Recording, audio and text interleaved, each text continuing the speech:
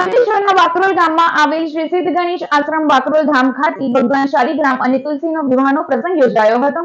પૂજ્ય હરિઓમ ગુરુજી દ્વારા પ્રેરિત અને શ્રી સિદ્ધ ગણેશ સેવા સમિતિ તેમજ સમસ્ત બાકરોલ ગામ દ્વારા અંકલેશ્વરના બાકરોલ ગામમાં આવેલ શ્રી સિદ્ધ ગણેશ આશ્રમ બાકરોલ ધામ ખાતે ભગવાન શાલિગ્રામ અને તુલસીનો વિવાહનો પ્રસંગ યોજવામાં આવ્યો હતો, જેમાં તુલસી વિવાહમાં મંગલ ફેરા, કન્યાદાન સહિત લગ્નની તમામ વિધિ ધામધૂમથી ઉજવાઈ હતી।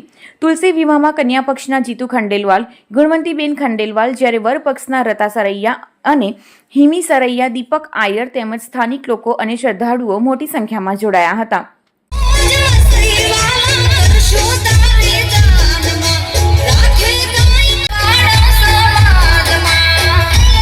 આજરોજ બાકરોલ ગામે ઇતિહાસ રચાઈ રહી છે ત્યારે અને ગામની અંદર પહેલીવાર તુલસી વિવાહ થઈ રહ્યા છે, એમાં ખુશ આનંદનો ઉત્સાહ છે।